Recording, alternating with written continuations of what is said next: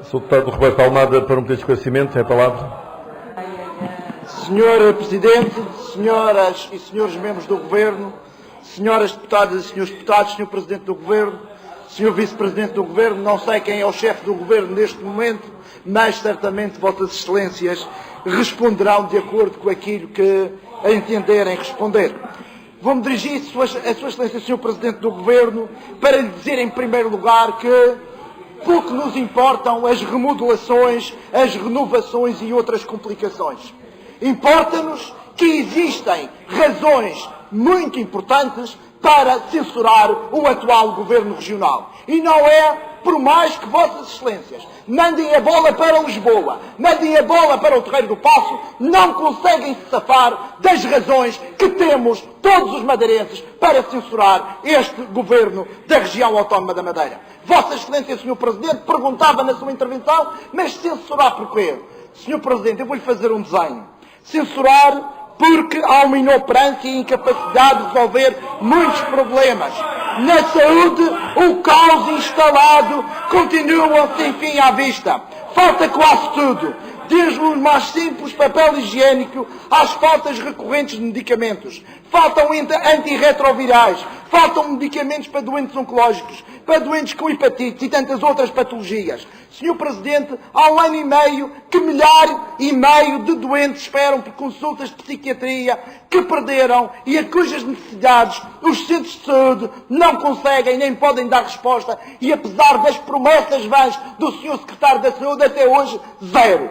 Listas para cirurgias intermináveis continuam a existir e existem situações, infelizmente, de quando os doentes são chamados já só podem ser autopsiados. Falta de condições de trabalho digna para os profissionais de saúde que estão a arrebentar pelas costuras. Equipamentos de saúde que têm que ser intervencionados de imediato e que não se compadecem de esperas por um novo hospital. Na área da educação, fecham-se escolas que não são requalificadas para novas funções ao serviço das populações locais. O abandono escolar ainda é uma preocupação. A indisciplina das escolas ainda existe e pouco se tem feito para combater esse mal. No que diz respeito ao combate à pobreza e à exclusão social, continuamos a ter um exército de pobres, um batalhão de desempregados com níveis de desemprego superiores à média nacional, em que 2/3 dessas pessoas, desses desempregados, não têm acesso a qualquer tipo de remuneração. Idosos abandonados à sua sorte. Serviço de apoios domiciliares insuficientes que podiam e deviam e têm que ser reforçados para combater a solidão e o isolamento e aumentar o apoio às pessoas idosas. Pessoas idosas que passam fome. E aqui neste Parlamento e Vossa Excelência nem ponderam aprovar a proposta que tem vindo aqui a este Parlamento de criar um complemento de pensão para os idosos, para os ajudar a ultrapassar as suas necessidades e os seus graves problemas. Senhor Presidente do Governo, acha que estas são poucas razões para uma censura ou quer mais? Senhor Presidente, senhoras e senhores membros do Governo, senhoras deputadas, senhores deputados, Senhor Presidente do Governo Regional, eu pedia que nem se preocupasse muito com o facto de ninguém me levar a sério daqui a uns tempos. O que eu acho que é verdadeiramente grave é que, neste momento, muitos madeirenses não o levam já a sério, a si e ao seu Governo, pela incapacidade de resolver os problemas dos madeirenses e pela incapacidade de dar resposta àquelas que foram as promessas que Vossa Excelência fez a quando da campanha eleitoral.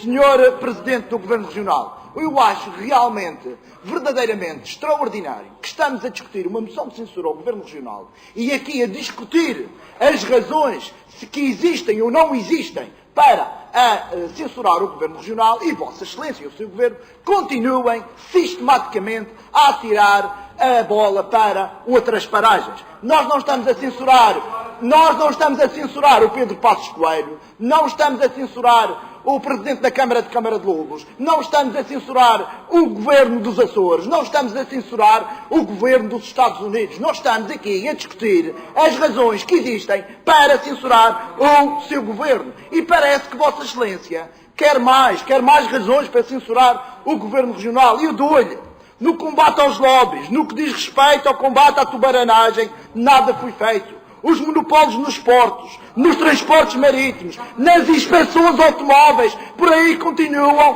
como no tempo do outro senhor. Os lobbies do betão, mais ou menos adormecidos, ressuscitam não ao terceiro dia, mas no segundo ano de desgoverno, com a entrada em cena do governante empreiteiro. E já salivam quando ouvem falar novamente de grandes obras, quando a prioridade tem que ser, num primeiro momento, para acudir ao social, para recuperar infraestruturas existentes na saúde que precisam dessa recuperação, para a construção das escolas do Porto Santo e da Ribeira Brava, para a requalificação de outros estabelecimentos de educação e ensino, para mais habitação pública. No que diz respeito ao ambiente, nem de binóculos se avistam políticas de reestruturação e estabilização da floresta, políticas de qualificação das orlas costeiras. Não vemos nem de binóculo os tais planos de ordenamento da orla costeira que não há maneira de saírem da gaveta há mais de 20 anos. Na agricultura limitam-se a gerir distribuição de fundos provenientes de subsídios a casas do povo e agricultores, sem que se implementem políticas para a preservação da agricultura tradicional e familiar, para a preservação da paisagem, sem que se assegure a sustentabilidade do setor. No turismo continua a precariedade, apesar de vivermos, como disse o Sr. Presidente do Governo, tudo satisfeito, na melhor região insular do mundo. Essa qualidade não se reflete nos ordenados dos trabalhadores do turismo e da hotelaria. Pronto, já não tenho mais tempo e tinha tanta coisa para dizer. Obrigado, Sr. Deputado. O Sr. Deputado Rodrigo Trancoso, para o nome do esclarecimento, tem a palavra. Muito obrigado, Sra. Presidente, Sr. Presidente do Governo, Srs. Membros do Governo, Sras. e Srs. Deputados. No teor do texto da moção de censura é feita uma referência à ausência, neste momento e até este momento, da elaboração de contratos de programa entre o Governo Regional e as câmaras municipais. Ora bem, esta ausência colide frontalmente com o teor do programa de Governo que foi aqui aprovado nesta Assembleia. E passo a citar o que diz o referido programa sobre essa matéria. A política de cooperação com as autarquias locais, fundamental numa região pequena como a nossa, manter-se-á, sublinho, manter-se-á como forma de concretização do princípio da subsidiariedade, impulsionador da melhoria das condições de vida da população e de uma nova dinâmica na economia local. Pois bem, na sequência deste preceito programático, foi também já nesta Assembleia reformulada a legislação que consagra a articulação financeira e técnica entre o Governo Regional e as câmaras. E, ora bem, o que se pergunta é qual o resultado prático dessa legislação? Quantos contratos de programa foram estabelecidos por este Governo Regional com as autarquias locais?